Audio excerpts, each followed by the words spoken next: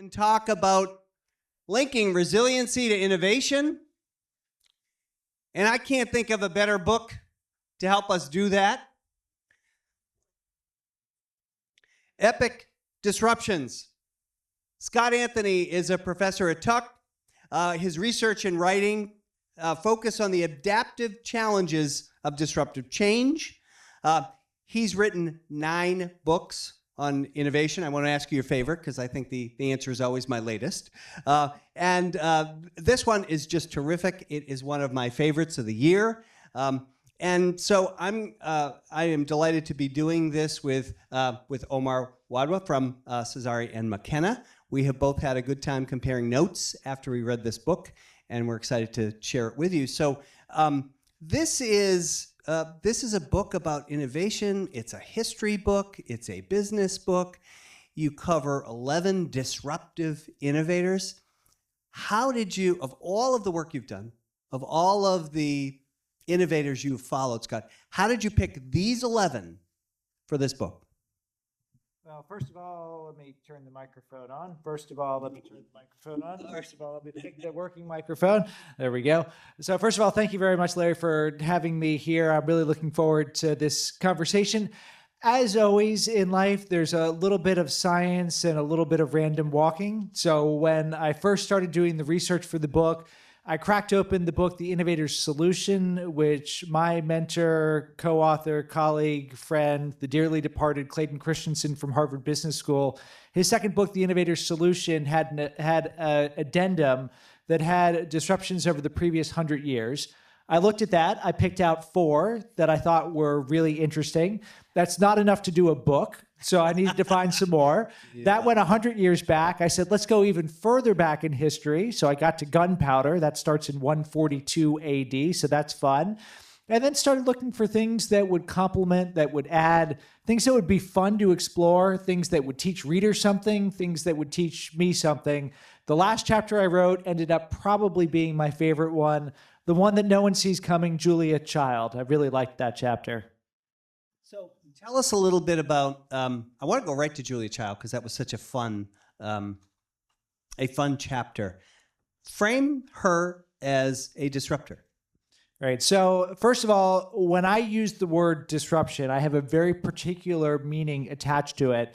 A disruptive innovation takes things that were complicated and expensive and makes them simple and affordable. It changes the dynamics in markets. It drives explosive growth. So Julia Child, what did she disrupt? Well, before her cookbook, Mastering the Art of French Cooking, her first cookbook with Simca Beck and Louisette Berthold, came out in 1961, if you lived in suburban America and you wanted to enjoy great French food, what did you do? Maybe there was a French restaurant in the nearest city, but probably you had to get on a plane and go to France. It was complicated and expensive. The cookbook and everything she did after, the television shows she did and so on, made it simple and affordable for more people to enjoy great cooking. That's disruptive innovation. You talk about it as being predictably unpredictable. Can you tell us a little bit about that? Expand on that concept. Yeah, so the basic idea, and as Larry said, I've been studying this. I have advised around it. I have invested based on it. I now teach around it for 25 years. So I've looked at disruption from lots of facets. We understand the patterns of disruptive change. And the word patterns is important because there are broad patterns. That's the predictable part. It's the real world. It's complicated. There are people. We do weird things. That means it can't and never can be Newtonian physics. There always will be things that happen. One of the things that Julia Child teaches us is that there are going to be twists and turns and setbacks and stumbles on the path to success. So 1961, that was the year her first book came out. 1951, that was the year she met her co-authors. They agreed they were going to do a book of French recipes for American chefs. They had a publisher lined up. It was going to come out in 1954. Ultimately, it's the third publisher that publishes the book. There's a near-death experience in 1959 when 750 carefully crafted pages are rejected at the last minute by Houghton Mifflin. She has to scurry, find a new publisher before the book comes out. You always see this. You don't know exactly what the setbacks will be. You don't know exactly what the stumbles will be, but you know they are going to be there. And the innovators that succeed, well, they persist. They find ways to overcome. They've got friends who help them. They show courage that you heard Ranjay talk about this morning. That's the critical thing that allows them to thrive through this. So you talk about that resistance initially before you kind of reach that success. And Mr. Galati talked about this. Is that something that can be learned, you think, or is it something that's somewhat innate? Well, I think, Omar, it's a really good question. And I think it's something that we all think about. We think about the people who are the great innovators, the great disruptors. Is it something that I could never do because I just don't have the gifts from parents, God, whatever? It's a hard question to answer. You always look, if you're trying to answer state versus trait questions, at twins that are separated when they're young. That's the best gold standard you can find. And the closest I've ever seen for good academic research on this looks at creativity, which is not exactly the same, but it's pretty close. And that shows about 1/3 of an individual's creativity is genetic and 2/3 is developed. That means that anybody can get up to kind of a C- grade, even if they've got nothing in their gene pool. And most people can get up to a B grade. And it does require something really special to be an A or A+. But you notice when you look at the patterns again, you see very common behaviors. Julia Child, what did she do? She was intensely curious. She wanted to understand exactly how the science worked in cooking. She was very focused on the end person, the end chef, the end customer, trying to imagine what it was like being them. She collaborated widely. She was really good at experimenting. These are all behaviors that any of us can learn, any of us can practice. So my net view from studying this, from working with leaders who have done it is largely something that can be developed, but not entirely. So these are some of the key behaviors that I don't want to give too much away because people need to read this, that you trace through history and these historical disruptors. Customer obsession, curiosity, collaboration. Today we're talking about resilience, persistence. Can you speak to that and talk about one of the innovators that you cover in that respect as well? You know, the example that comes to mind when I think about this, it traces back to a story that begins in 1954. So in 1954, Vic Mills is a very well-regarded scientist working at Procter Gamble. And he's tapped on the shoulder and he's given a task. Go and bring us into new product categories. In 1956, he asks a guy named Bob Duncan to go and look at disposable diapers. Bob Duncan is the grandson of the person who helped to create Tide, the everyday wash day miracle that was a big booming business for Procter & Gamble. Now, in 1956, about 90% of households in the United States had at least one disposable diaper, but they only made up 1% of diaper changes because the product quality was really bad. So Bob Duncan and team get at it. The first test market is in 1959. It is a colossal failure for technical reasons. The idea the team had at first was a 2-part diaper. You have got a diaper and then you have plastic pants that go around it. In hindsight, they said, perhaps testing it in Texas in August was not the greatest idea because you're subjecting children to a Turkish bath. So test market 1 is a failure. They work on the technology, they get it right. Test market 2, about 18 months later, is another failure. The price point is too high. They had originally thought disposable diapers sold at 9 cents, they would sell at a premium to those disposable diapers because they'd be providing better quality. People said they didn't want to pay that price point. So they had a failure now because their business model wasn't right. They decided at this point to go and take a fishing trip. I don't know if this is literal or metaphorical. I'll go with literal, it's more fun. And they say, without any facts or reason behind it, we're going to set a price point, not of 10 cents, not of 9 cents, but 6.2 cents. That changed everything. You have to completely redo manufacturing, completely redo distribution, and so on. But it begins to click in the marketplace. 1964, they have a test market that finally mostly succeeds, takes a little longer than they think, but they deliver the numbers. 1965, they launched nationally. By 1972, they have 80% of the category, the biggest brand P&G has ever created, ultimately becoming a $10 billion a year brand. Now, what do I take from this story? The team failed and failed and failed again, but they persisted. Why? Because they were very confident that their vision, the ultimate problem they were solving, providing affordable disposable diapers to US parents and ultimately global parents, was the right one. The technical problems they could overcome. The pricing problems they could overcome. The marketing problems they could overcome, because there was a problem that needed to be solved. There was a job that needed to get done.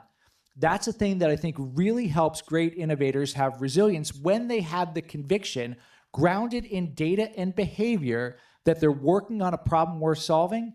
It allows them to try and try and try again.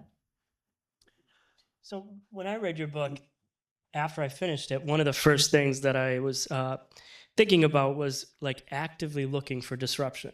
Like, can I figure out what the next one will be? And then I thought, you know, the ones that you described, your 11 case studies, really seem to form organically. So what's your stance on, you know, actively seeking disruption and trying to put it out there for the sake of disruption? How do you do it? Yeah. So I'd say a couple things here, and my mind goes back immediately to my previous world. So I just started teaching 3 years ago. It's a second career for me. Before teaching, I spent 20 years as a management consultant advising organizations around these challenges. And I'm thinking back to 2018. 2018, I was living in Singapore. We got a call from a leading law firm in Australia, and they said, we need help. I remember the first time I visited this law firm. I went to Sydney, up on the 61st floor, step out of the elevator, they called it a lift, your foot goes into the carpet, and it disappears into the carpet because it's so thick and luxurious. I don't know if it's like this in your law firm. Absolutely, they all are. But then I went to this conference room, and I learned there's a magic button on the wall. You push it, and within minutes, somebody arrives and takes your order. They offer you the three, not one, three smoothies of the day, and the best cappuccino I have ever had in my life. I'm looking out the window at the opera house. I'm saying, this is not a business that's in trouble. But what was going on? The top leaders in the organization said, yep, revenues are at record levels, profits are at record levels. We're a top 8 law firm in Australia. Our associates love us, our clients love us, and we see signs. They're faint right now, but we see signs that something's going on. Can you help us make sense of that? So we started looking. You looked at the overall data at clients and things looked good and healthy. You go a level deeper and said the customers that are most susceptible to disruptive change, those that are a little less demanding, that will tolerate trade-offs, they're beginning to leave. You talk to the clients and they say, you know, we still hired this company, but we thought really hard about a technology provider. This is 2018. You go into university labs and you see people are playing around with this technology using large language models that's not ready for mainstream yet, but it's getting close. So this organization sees all of this and they say, well, the data now looks good, but there's a paradox. By the time the data are clear that you need to change, it's too late to take the actions you need to take. So they acted even though the data told them not to, and began to infuse technology in the practice of law. Did they have all the answers in the beginning? Of course not, but they learned by doing. Just as, again, we heard Ranjay talk about, we actually went into not knowing and learned experientially. The point of this story is, as William Gibson, the great science fiction writer, taught us, the future has already arrived. It's just not very evenly distributed. We can see those early signs of disruptive change. We can go and begin playing with it, and we can own disruption rather than be disrupted by it. More examples that you take from history. Easy one for you. What do Henry Ford and Florence Nightingale have in common as innovators? Well, I think Henry Ford and Florence Nightingale, which are two, I like all the chapters. I just actually was so inspired by discussions today. I ordered a die from Etsy. So whenever someone asks me in the future, what's your favorite chapter? It's a customized 12-sided die with names of each chapter plus a lightning bolt that I can roll and answer. But that's totally distracting. So Florence Nightingale and Henry Ford, they both demonstrate the power of system thinking. They both demonstrate that if you really are going to drive disruptive change, you're not going to do a thing. You are going to do a collection of things. I think Henry Ford, we kind of understand most of the story. He has the vision, the car for the great multitudes. He ultimately delivers it through the Model T. And to ultimately do that, it's the assembly line, it's paying workers the right wages, it's having a car that individuals can fix themselves, it's advertising that, a whole bunch of other things. Florence Nightingale might be a little bit less obvious to people. So let me tell you Florence's story. Florence is born in 1820. Any guesses as to where she was born? Florence is the correct answer, born in Florence, Italy. When she's in her teens, she gets a call from God, she says, that tells her to go into a life of service as a nurse. Her parents are deeply unhappy about this call because at that time, nursing was a lower class profession and she was from an upper class background, but she was resilient, she persisted. She got trained in Germany, and in the 1850s, she is sent to the Scutari Hospital in modern-day Turkey during the Crimean War. When she got there, she encountered a horrific situation. It turned out the worst place to be during the war wasn't on the battlefield, it was in the hospital. There was open sewage, there was foul air, there wasn't any light. Infectious diseases were running rampant. She telegraphed back to London, said we need a team of people to clean this up. They came in, they dramatically improved conditions in the hospital. She goes back to London in 1856. She meets the Queen. The Queen puts her on a royal commission looking at the standards of cleanliness in hospitals. Now the innovation begins. She teams with a statistician named William Farr. They go and gather the data and crunch the data and use what we would now call data visualization to come up with very high impact ways to show that the worst place to be was the hospital until it was cleaned up. One historian described the chart that they created as interocular, a word I didn't know. It hits you between the eyes and you can't unsee it. That's arrow number one. Arrow number two, she started writing. The book Notes on Nursing, written in everyday language that would allow anyone to practice the habits of a good nurse. Arrow number three, teaching. She became probably the first social media star. This is the first war since the telegraph came out, so there were reports from the front line. She became known as the lady with the lamp, and donations began coming in. Took those donations, opened up a teaching hospital for nurses, and nightingales began flying through the world. 1875, there is a big Reform Act passed in the United Kingdom that has all the standards we take for granted today. We're going to remove sewage, we're going to make sure there's good lighting, make sure there's good air. And you look across the sweep of history, in 1631, Hobbes wrote Leviathan, life is nasty, short, and brutish. It had been nasty, short, and brutish for thousands of years, up until the mid-19th century. As you had health reforms like this happen, life expectancy goes way up. So there's not a thing that Florence Nightingale did. It's data, it's visualization, it's writing, it's teaching to drive system-level change, the benefits of which we still enjoy today. So we spoke about the resiliency of dealing with that initial resistance. There's also resiliency on the other side, right? For those being disrupted and how they adapt. Can you speak to that?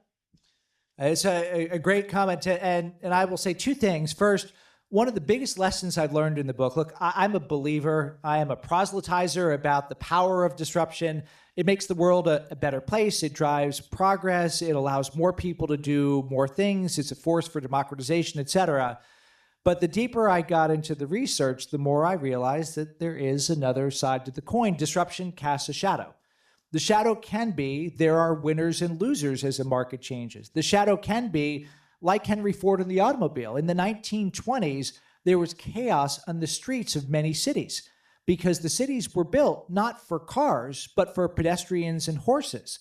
It required technologies like traffic lights, norms like who goes first when we get to an intersection, and regulation like driver's license and speed limits to clear through it. And there's a shadow for all of us. We don't like change that requires us to go through unlearning and the pain of being made foolish in public. We like change that's good for us. You win the lottery, you don't give the money back. But change that requires unlearning, relearning, and some suffering, that's hard. And that can make us, as again, Ron J. talked about this morning, that can make us scared. So the shadow is there, those three types of shadows. How do organizations deal with it? Number one, recognize it. Recognize that there will be downsides when you're driving disruption. Number two, really push for the possibility, push for the opportunity. The last case study in the book is the Apple iPhone. I kind of feel like it's obligatory to have an Apple iPhone story. But one of the things that I think we forget is when Apple launched the iPhone, it was not an obvious thing for it to do. Clayton Christensen, who did the original research around disruptive change, said, incumbents do not successfully manage disruption because it doesn't make sense for them to allocate resources towards things that destroy parts of their business or are lower margin. Well, we forget when the iPhone came out, Apple had this thriving product called the iPod. Remember that? How many of you had an iPod? Anyone have an iPod now except for sitting in a closet? Some of you actually still use it. So we still have a couple hands up. So Writing them to bring them back. Yeah. So you have a kind of, we've got a vinyl record player at home, and we just bought a CD player too. And my kids are like, what are these things? But well, there he goes. But this is something that Apple went and said, we're going to go and destroy this business. And at the margins, the iPhone also cannibalizes the computer business too. But the net result is massive growth. So this mindset that, yeah, of course, there are threats and downsides to it. I got to recognize that. Andy Grove once famously said, only the paranoid survive. Yes, that's true, but only the optimists thrive. So the organization that says, I recognize the threat, but I will realize the opportunity, are the ones that can be on the right side of disruption. And also challenging to connect the dots looking forward, right? So what are you telling students, Scott, who say, you write about epic disruptions? Is AI an epic disruption? Larry, I arrived at the Tuck School of Business at Dartmouth College. I'm wearing my green shoes in honor of my school. I arrived there a few years ago, and I think here's my respite. I've spent 20 years as a consultant, 20 years of day-to-day, hand-to-hand combat. Sometimes you are fighting with the client. Sometimes you're fighting with the problem. Sometimes you're fighting with the world. Sometimes you're fighting with your own team nonstop. But I'm like, okay, academia, everything is nice and quiet here. 3 months later, ChatGPT comes out. A couple years after that, You're getting better written papers from the students. and now you have an administration that's got some views about how universities and colleges should be run. So there's no safe spaces in the world. My view, in 1620, Sir Francis Bacon in Novum Organum said there have been three things in human history that changed the appearance and state of the entire world: gunpowder, the printing press, and the compass. Artificial intelligence, if Bacon were alive today, I think he would certainly say that's on the list. Before will look very different from after. And just like the automobile in the 1920s, we are in the very messy middle part of this change. A thing I worry a lot about: what did it take to get through the messy middle for cars? Technology, norms, and regulation. The idea that we should just keep our hands off and let technology take care of itself, I think history will judge, is one of the worst ideas we have ever had. History shows that's just not a good way to approach it. But certainly, this is an important thing for everyone to think about. We're thinking about it as educators. Our students are thinking about it. You see a generational divide between our MBA students, who are generally in their late 20s, and the new entrants who are undergraduates. The people who are MBAs are trying to figure out how to unlearn Google and now learn ChatGPT. The undergraduates, this is what they have grown up with. It is fused into them. It is their operating system, and it's real. You could really see the difference. Now, I am an optimist by nature. I think a lot of good things can come from this. The word can is an important one. It is not preordained, and I think it really comes down to what we do as leaders and what students do as learners to make sure we get the right outcomes. Yeah, lots to think about. So besides AI, do you see any in the next 5 or 10 years on the horizon that you're paying close attention to? Well, so in the conclusion of the book, I said I'm not going to try and make predictions because that is a fool's game. But one observes that each of the chapters, there's something that echoes in today's world. So I start with gunpowder. Clean tech has some similarities to that. Printing press goes to artificial intelligence. Florence Nightingale, you can think about smart health through fitness trackers and so on. The automobile goes to autonomous vehicles. Pampers, you can think about additive manufacturing. The iPhone, you can think about mixed reality, augmented reality, virtual reality, and so on, and a few more. So there's a lot of things going on. What I am particularly interested in is when these things combine. So artificial intelligence on its own is super interesting. You combine that together with smart health, and you say, okay, as we have societies continue to age, what can we do with this? Throw robotics in, and that gets really juicy. You take drones, that's really interesting. You take additive manufacturing, 3D printing, and say, okay, if we make stuff, if we distribute stuff, if we service stuff, this combination could change our world in the next few years. So I think not only are there a lot of things going on, I think once you get to permutations, it is a world that has a ton of possibilities, which is either exciting or terrifying, depending on your point of view. What advice are you giving, would you give to entrepreneurs? Our theme is resilience. I think I know the answer. What bit of advice would you give to entrepreneurs who say, innovation is just, I can't stay ahead of it. I just can't. This is so dispiriting in technology. You said it's a messy phase. What advice, Scott, would you give to an entrepreneur thinking about innovation and trying to make sure that they're doing the very best they can, the smartest thing they can? So what do you think I'm going to say? You said you think that you know the. I'll just talk to you. Can you hear me okay in the back? This seems to be tripping in. Okay. The first is read the book, right? I like that answer better than my answer, so that's a very good answer. I'd say a couple of things. I think one, the optimistic frame, a realistic optimist, where you say, yes, I acknowledge that this is really hard. I acknowledge that there are downsides, but I want to seek and create the opportunity. That's one. The second is to have fun. So one of my favorite historical finds in the book was a proclamation by King Edward VI in 1548. The title of the proclamation was A Proclamation Against Those That Doeth Innovating. Now, why did the king care about innovation? What do innovators do? At the core, they disrupt, they question the status quo. And if you're questioning the status quo in 1548, who are you questioning? The king or God? Both of those things is very bad. The innovator was a heretic. This is a bad thing. We don't issue proclamations like this, but we still feel them. I remember the first time I got into robotaxi. I do this for a living. I write about it. I advise about it. I teach it. I had never been in one. My palms got sweaty. I said, this is weird. Strange things are happening. Strange music is playing. Because I'm a human. When you flip that from fear to fun, when you go and play, when you say, what can we go and do? What new possibilities emerge? When we just go and screw around a little bit, it changes everything. Cool. Get in some trouble positively. Correct. Okay. What are you reading? So I am a bouncer when I read. One of the most persistent findings in the innovation literature is that magic happens at intersections when different mindsets and backgrounds collide. So my reading is my way to get to intersections, in addition to great events like this. So I always have one fiction book. Ian McEwen's latest book is what I'm reading now. I always have one businessy nonfiction book. I just finished Thinking in Bets by Annie Duke.